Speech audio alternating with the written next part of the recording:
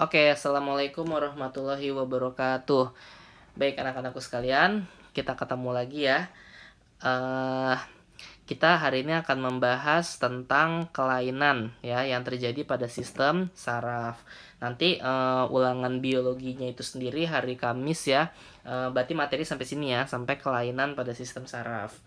Oke, kelainan pada sistem saraf namanya aja udah kelainan kan, berarti dia itu berarti terjadi sesuatu yang lain atau terjadi sesuatu yang tidak biasanya gitu kan ya pada sistem saraf kita.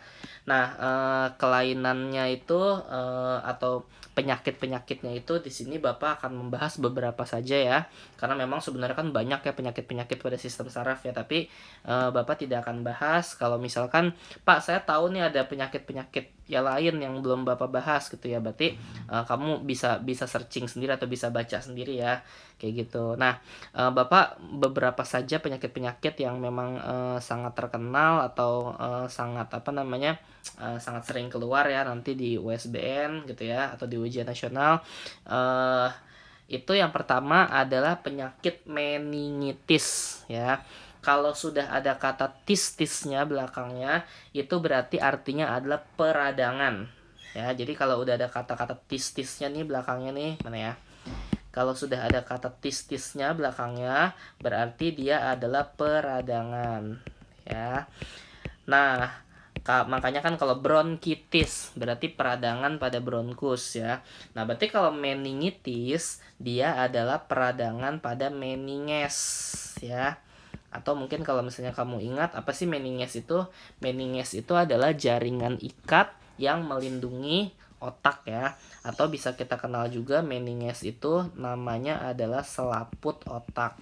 Ya, jadi peradangan pada selaput otak kayak gitu. Nah, waktu pertama-tama kan waktu kalian belajar tentang sistem saraf pusat, meninges itu sendiri terbagi menjadi 3 kan ya. Ada yang namanya dura mater, ada yang namanya arachnoid, dan ada yang namanya pia mater, ya kan. Nah, pada bagian arachnoid itu terdapat sebuah cairan, ya enggak? Cairannya itu namanya adalah cairan cerebrospinal, ya kan. Nah, di mana cairan cerebrospinal ini fungsinya adalah untuk menutrisi otak. Makanya kan Bapak waktu itu pernah jelaskan ya, kenapa sih anak bayi itu harus dikasih makan yang bergizi supaya meningkatkan kerja dari cairan cerebrospinalnya itu. Nah, kalian bayangkan kalau misalkan cerebrospinalnya itu rusak kayak gitu ya. Jadi ketika dia menginfeksi atau ketika dia terjadi peradangan pada meninges, dia akan menginfeksi yang namanya cairan cerebrospinal. Nah, ini kebetulan teman Bapak ada yang kena penyakit ini ya. Jadi dia sebenarnya gejalanya sama gitu ya. Gejalanya kayak kalian lagi pusing gitu ya. Cuman kan kalau pusing biasa kalian minum obat-obat kayak ibuprofen ya atau obat-obat kayak Panadol gitu ya, obat-obat kayak Bodrex gitu ya. Itu kan sembuh kan biasanya kan kalau kalian apa sih namanya penyakit-penyakit itu cuma pusing biasa. Tapi ini kalau misalnya minum-minum obat-obat seperti ibuprofen berikut itu tidak sembuh kayak gitu ya, tidak sembuh, malah makin menjadi-jadi gitu sakitnya ya. Jadi ini kebetulan teman Bapak ada yang mengalami ini ya, karena selaput otaknya itu sudah diinfeksi oleh yang namanya bakteri atau virus. Jadi penyebab dari meninges ini sendiri adalah kalau nggak bakteri, virus ya. Nah, karena yang diserang itu adalah selaput otak, yang diserang itu adalah jaringan ikat pelindung otak. Berarti kalau misalkan jaringan ikatnya itu sampai rusak, maka otak itu kan nggak ada yang melindungi lagi kan. Nah, maka meningitis ini adalah penyakit yang kalau ketika dia sudah menginfeksi selaput pelindung otak, dia menyebabkan nanti ada virus-virus baru lagi yang bisa menyerang otak kita kayak gitu. Jadi kalau misalnya sudah kena meningitis nih udah bahaya. Kenapa? Karena kalau selaput otaknya udah diserang, udah nggak ada lagi yang melindungi otak, maka otak akan rentan terkena infeksi dari virus-virus atau bakteri-bakteri yang lainnya. Kayak gitu ya. Ini penyakit meningitis. Nah, yang kedua adalah neuritis. Ada tisnya lagi nih. Berarti dia adalah peradangan juga. Cuman peradangan pada apa, Pak? Peradangan pada neuron, ya. Peradangan pada neuron. Nah, seperti yang kita tahu ya bahwa neuron itu baik itu neuron sensorik ataupun neuron motorik itu fungsinya adalah menghantarkan rangsangan ya menuju otak. Jadi misalkan kamu dicubit nih, itu kan ada timbul sebuah rangsangan ya. Nanti rangsangan itu akan dibawa oleh neuron menuju ke otak. Untuk diapain, Pak? Untuk diproses. Nah, kalian bayangkan kalau misalkan neuron kalian tuh rusak kayak gitu. Jadi rangsangannya itu kan berarti kan nggak nyampe kan ke otak kan, ya nggak? Rangsangannya itu nggak nyampe ke otak sehingga nantinya gitu ya orang-orang yang kena neuritis ini ya mohon maaf ya agak-agak lola gitu ya, agak-agak lola, agak-agak kita ngomong apa dia nyambungnya apa kayak gitu ya, agak-agak apa istilahnya ya, ya gitu deh bahasanya ya. Karena ada sesuatu atau ada terganggunya proses rangsangan itu menuju ke otak karena neuronnya itu terganggu kayak gitu ya, sehingga neuronnya tidak bisa menghantarkan rangsangan menuju ke otak kayak gitu ya. Nah, biasanya neuritis ini terjadi karena dua. Yang pertama adalah karena keracunan, karena kamu salah makan kayak gitu ya. Atau yang kedua itu karena tekanan. Misalkan kamu kecelakaan, kan berarti kan timbul tekanan yang sangat luar biasa ya. Nah, itu yang menyebabkan kamu menderita neuritis ya, atau neuronnya itu meradang. Kayak gitu ya. Oke, yang ketiga itu adalah epilepsi. Epilepsi atau bahasanya tuh kalau misalnya bahasa lebih terkenalnya itu kayak ayan kayak gitu ya. Nah, Pak, apa sih epilepsi itu? Epilepsi itu adalah keadaan di mana otak ya, di mana otak itu tidak bisa mengontrol ya, tidak bisa mengontrol kontraksi otot rangka ya, otot rangka. Jadi kan kayak kamu tahu sendiri ya bahwa otak itu mengontrol segalanya kan, otak itu mengontrol segalanya. Nah, mungkin nanti ada beberapa kejadian di mana otak itu nggak bisa mengontrol kontraksi otot rangka gitu, sehingga terjadi kontraksi atau otot rangkanya itu kerja tapi di luar kehendak dari otak kita kayak gitu, sehingga bisa atau yang disebut juga dengan kejang-kejang. Makanya orang-orang yang kena epilepsi itu dia kejang-kejang gitu. Kejang-kejang itu maksudnya apa sih? Kejang-kejang itu kan terjadi kalau misalkan otot rangka kita itu bekerja, tapi bekerjanya itu nggak kita kontrol sama kita atau tidak berada di bawah kendali kita.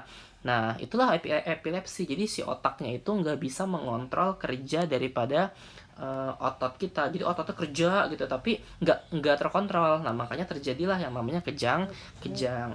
Nah, biasanya orang yang kena epilepsi ini dadakan ya, sifatnya itu dadakan. Jadi kalau misalnya dia lagi kambuh kayak gitu ya, baru deh nanti otot rangkanya itu tiba-tiba kejang-kejang sendiri kayak gitu ya. Nah, itu adalah penderita epilepsi. Nah, biasanya penderita epilepsi itu sendiri itu penyebabnya ada dua ya. Mungkin yang pertama itu adalah cedera ya, cedera masa kecil atau maksudnya pas masa kecil pernah jatuh kayak gitu ya ke otak. Nah, kebetulan jatuhnya itu pas banget di otak kayak gitu ya, atau di kepala kayak gitu ya. Ya sebenarnya kelihatannya kayak biasa-biasa aja, cuman nanti pas sudah gedenya atau lambat laun nanti akan muncul penyakit-penyakit seperti epilepsi kayak gitu ya. Atau yang kedua itu adalah gejala dari yang namanya tumor otak. Nah, makanya harus hati-hati ya, apa namanya, kalau misalkan sudah ada gejala-gejala seperti epilepsi ini, makan dijaga ya, kemudian rajin terapi gitu ya ke dokter, jangan sampai nanti pada akhirnya itu kan gejala awal, namanya juga gejala awal kan, bisa jadi itu cuma awal-awalnya doang. Artinya kalau misalnya kita stop, kalau kita cegah kayak gitu ya, tidak akan muncul yang namanya tumor otak kayak gitu ya. Oke, yang keempat yaitu amnesia. Amnesia itu artinya adalah tidak mampu, jadi ketidakmampuan otak untuk mengingat kayak gitu. Nah, jadi kan di otak kita itu ada satu bagian yang khusus untuk menyimpan memori ya, kayak gitu. Nah itu ketika terjadi amnesia tuh terjadi gangguan sehingga kemampuan dia untuk mengingat gitu ya, kemampuan dia untuk mengingat itu menjadi berkurang atau malah hilang gitu memorinya ya. Ini mungkin kalau kalian pernah nonton sinetron atau apa gitu ya, ini kayaknya penyakit-penyakit yang sangat populer sekali ya di sinetron ya, gitu. Ada ayah tiri gitu atau ibu tiri gitu ya, tiba-tiba amnesia jadi baik gitu istilahnya ya. Nah memang penyebab utama dari amnesia itu cedera ya, cedera pada otak. Jadi kalau misalkan ada orang kecelakaan kayak gitu ya, kebetulan langsung jatuhnya itu di bagian kepala dan yang rusak itu adalah saraf untuk mengingat, nah maka terjadilah amnesia. Bersyukurlah kalau terjadinya cuman amnesia doang. Kalau kayak di film-film kan lebay ya gitu ya, jatuhnya kayak parah banget tapi cuman amnesia. Karena bisa jadi kalau misalnya cedera itu timbul tuh bukan cuman amnesia, epilepsi juga, kanker otak juga gitu ya, atau geger otak juga. Bersyukurlah kalau di sinetron itu eh, cuman timbulnya amnesia kalau misalkan jatuh kayak gitu ya. Nah memang amnesia itu sendiri tadi ya, dia cedera pada otak sehingga terjadi kerusakan pada saraf yang fungsinya untuk mengingat memori. Nah itu bisa bisa diterapi gitu ya, bisa diterapi. Pada akhirnya nanti sarafnya itu perlahan-lahan di memorinya bisa dibangkitkan lagi gitu. Jadi nggak bisa ya kalau misalkan ada orang yang amnesia nih, wah kita pengen bikin supaya dia itu inget lagi, digebuk palanya misalkan gitu ya, atau digetok palanya gitu, nggak bisa gitu. Itu malah nanti mengakibatkan terjadi kerusakan yang lain, bukan cuma amnesia gitu ya. Jadi untuk menyembuhkan amnesia itu biasa di terapi ya, jadi disuruh ingat sedikit sedikit sedikit, dibangkitkan lagi kenangan-kenangannya kayak gitu ya. Nah itu yang dinamakan dengan amnesia. Nah yang kelima yaitu namanya adalah multiple sclerosis ya, multiple sclerosis atau sklerosis ganda. Nah, jadi Pak, apa sih yang dimaksud dengan multiple sclerosis itu? Multiple sclerosis itu terjadi akibat ya antibodi kita ya, antibodi itu menggerogoti yang namanya selubung mielin. Nah, jadi kan kamu sudah belajar sistem saraf ya. Sistem saraf itu kan struktur dari neuron kan seperti ini ya. Ada dendrit yang nggak ada badan perikarion ya kan. Kemudian ada neurit yang panjang ini ya. Nah, neurit itu dilapisi sama yang kayak selubung-selubung kayak gini nih, atau selaput-selaput kayak gini. Ini namanya adalah selubung mielin ya. Nah, selubung mielin ini fungsinya adalah untuk melindungi neurit ya, atau melindungi sel saraf kan. Nah, kalau misalkan antibodi kita itu kebanyakan, jadi gini, antibodi itu tuh seperti pedang bermata dua ya. Maksudnya gini, pedang bermata dua tuh kayak gimana ya maksudnya ya. Jadi kalau misalkan antibodi itu nggak boleh kurang, tapi nggak boleh juga kelebihan kayak gitu. Artinya apa? Kalau antibodi kita cukup, antibodi kita itu nggak kurang, sekelas virus corona aja nih, misalkan nih, kita kan nggak tahu nih, Pak, saya nggak tahu nih, saya itu terinfeksi corona apa enggak. Karena kan ada juga yang terinfeksi corona tapi nggak ada gejalanya kan. Misalkan di tubuh kita nih sebenarnya sekarang sudah ada penyakit corona, kayak gitu ya, misalkan nih. Nah, tapi kalau antibodi kita kuat, insya Allah itu akan sembuh dengan sendirinya. Tapi dengan syarat ya, kamu di rumah aja ya selama 14 hari diinkubasi kan, atau di misalnya diisolasi. Jangan sampai keluar karena nanti kamu takutnya menular yang lain kan. Jadi mau penyakit pilek kayak, mau penyakit corona kayak, atau penyakit-penyakit yang lain, selama antibodi kita itu kuat, maka penyakit-penyakit itu akan mati dengan sendirinya, atau virus-virus itu akan mati dengan sendirinya. Kenapa? Karena di tubuh kita itu sudah ada yang namanya antibodi. Nanti kita belajar di bab terakhir ya, sistem kekebalan tubuh. Nah, tapi kalau antibodi kita itu kebanyakan, antibodi itu apa sih Pak? Antibodi itu adalah sel darah putih atau leukosit ya. Leukosit itu kebanyakan, satu, leukosit itu yang paling dekat, dia akan makanin yang namanya sel darah merah. Sehingga kalian kenal ada yang namanya kanker darah ya, atau leukemia. Nah, kalau misalkan kanker darah udah terjadi kayak gitu ya, atau dia masih lapar gitu ya, dia masih butuh untuk fagositosis atau dia menggerogoti yang lain, dia akan menggerogoti selain sel darah merah. Nah, contohnya adalah dia akan menggerogoti yang namanya selubung mielin kayak gitu. Nah, kalau misalkan selubung mielinnya itu sudah digerogotin sama dia, maka apa yang terjadi? Ya udah, berarti terjadinya penurunan kerja dari si neuron ini. Ya, atau terjadi yang namanya degenerasi atau penurunan kerja dari neuron. Kayak gitu ya. Sehingga neuronnya itu tidak bisa menghantarkan rangsangan dengan baik. Paham ya konsepnya antibodi ya? Jadi antibodi itu nggak boleh kurang karena nanti bisa keserang penyakit yang lain, tapi nggak boleh juga berlebihan karena kalau berlebihan antibodi ini akan menggerogoti yang lain, termasuk salah satunya adalah si selubung mielin kayak gitu ya. Nah, ini adalah penyakit multiple sclerosis kayak gitu. Nah, yang keenam, ada yang namanya Alzheimer atau yang biasa kita kenal juga dengan kata pikun. Ya, Alzheimer. Jadi memang Alzheimer ini atau pikun ini adalah penyakit di mana berkurangnya kemampuan untuk mengingat. Biasanya Alzheimer ini terjadi usianya di atas 65 tahun ya. Ya seperti yang kamu tahu deh, mungkin masih banyak di antara kamu yang masih punya nenek atau kakek ya yang usianya di atas 65 tahun. Itu kan biasanya suka lucu sendiri gitu ya. Suka pikun yang nggak, kadang-kadang udah barusan habis makan nanya lagi, saya udah makan apa belum sih kayak gitu. Itu kan udah pikun berat banget ya. Nah, tapi pada beberapa kasus Alzheimer itu menyerang juga orang-orang yang masih muda kayak gitu, atau istilahnya tuh pikun dini kayak gitu. Nah, inilah yang bahaya gitu ya, orang yang usianya masih 20 tahun, 30 tahun. Pikunnya itu maksudnya bukan pikun, kan ada ya orang misalkan kunci motor gue di mana ya gitu, kehilangan kunci motor, nyariin kayak gitu ya.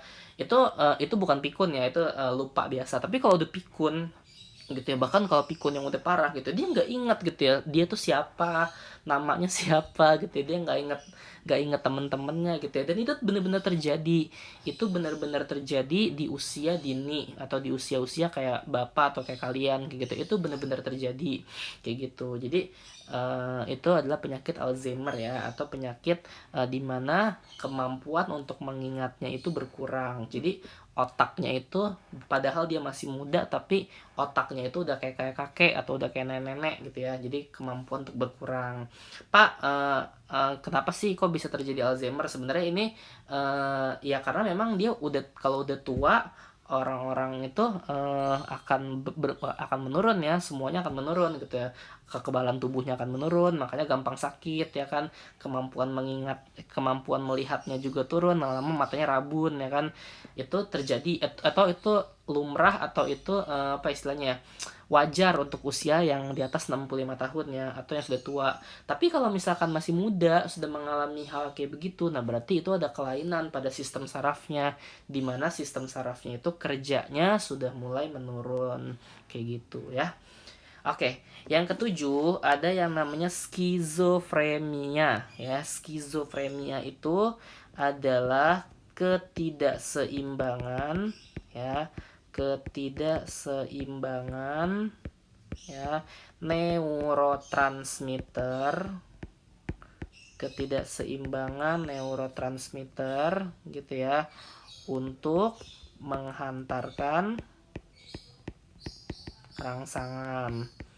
Masih ingat kan ya neurotransmitter itu apa ya? Kan mungkin kalian masih ingat kan proses sinapsis ya. Jadi sinapsis itu terjadi kalau misalkan mau transfer antara satu neuron ke neuron yang lainnya. Nanti rangsangan itu berupa ion Na+ akan masuk gitu ya ke vesikula sinapsis. Kemudian dia akan membentuk senyawa kimia yang namanya neurotransmitter, di mana neurotransmitter ini nantinya akan ditransfer ke neuron yang berikutnya. Nah, makanya Bapak sering bilang ke kalian ya, kalian bersyukur deh, kalian bersyukur gitu ya, semua ini terjadi secara begitu cepat ya, dan semua ini terjadi tidak ada hambatan gitu ya. Kebayangin kalau misalkan ininya nih neurotransmitter tuh yang ini nih ya, ini namanya adalah neurotransmitter. Kalau neurotransmitternya rusak kayak gitu, berarti apakah rangsangan itu bisa diteruskan ke bisa diteruskan ke neuron yang berikutnya? Nggak bisa kan gitu, karena terjadinya kerusakan neurotransmitter, berarti rangsangannya itu nggak bisa diteruskan ke neuron yang berikutnya. Berarti kalau nggak bisa diteruskan ke neuron yang berikutnya, nyampe nggak dia ke otak? Nggak nyampe kan ke otak kan, kayak gitu. Makanya nauzubillah min zalik ya, gitu. Orang-orang yang kena skizofrenia atau neurotransmitternya itu rusak, dia itu satu kayak gitu ya, ciri-cirinya adalah dia nggak nyambung gitu ya antara ucapannya sama perilakunya, atau istilahnya orang-orang autis ya istilahnya ya. Nah, jadi pertama terjadi yang namanya gangguan jiwa kayak gitu. Misal kenapa terjadi gangguan jiwa? Karena rangsangannya nggak nyampe, karena neurotransmitternya rusak. Misalkan nih, kamu dapat rangsangan berupa misalkan Wahyu ngelawak, misalkan ya, Wahyu ngelawak ya. Padahal kan kagak lucu kan Wahyu itu ngelawaknya kan, kayak gitu. Tapi karena neurotransmitter kamu rusak, kamu mestinya kan otak kamu menanggapinya itu jayus ya atau tidak lucu kan, kayak gitu. Tapi karena rangsangan itu tidak nyampe ke otak kamu kayak gitu ya, maka kamu nanggepinnya apa lucu kayak gitu ya. Makanya orang-orang yang kalau Wahyu ngelawak itu lucu, bisa jadi neurotransmitternya itu rusak kayak gitu ya.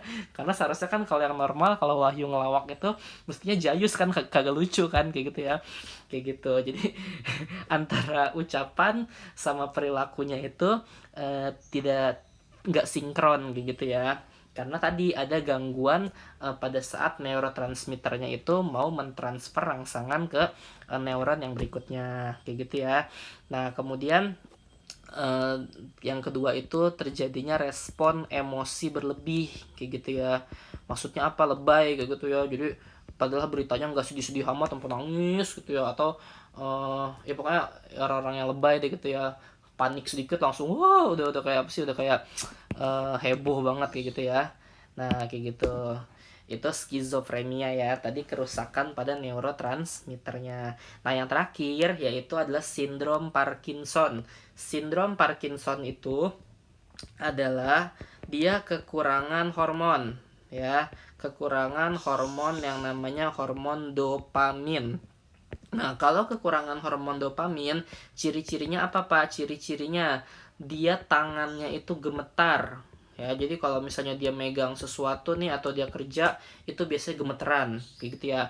Itu masih yang ringan ya. Itu masih Parkinson yang ringan. Kalau sudah berat gitu ya, bahkan bukan cuma tangannya, kakinya gemeteran gitu ya, terus mulutnya mau ngomong itu gemeteran kayak gitu ya. Nah itu karena kekurangan hormon dopamin, sehingga tubuhnya itu menjadi ya tadi gemeteran gitu, melemah ya tubuhnya itu ya, kayak gitu. Tidak bisa mengangkut beban yang berat, tangan kita mau ngangkut beban yang berat nggak bisa, udah keburu gemeteran duluan kayak gitu ya, kayak gitu. Jadi itu yang dinamakan dengan sindrom Parkinson. Oke, ini saja pembahasan dari Bapak hari ini. Silahkan kalian lanjutkan LKS-nya sampai nomor apa ya? Biologi 11 MIPA, LKS sistem koordinasi. Nah, sampai nomor 14 ya, sampai nomor 14 ya. Dah, berarti selesai kan ya sampai sistem saraf. Silahkan kalian belajar. Hari Kamis kita ulangan.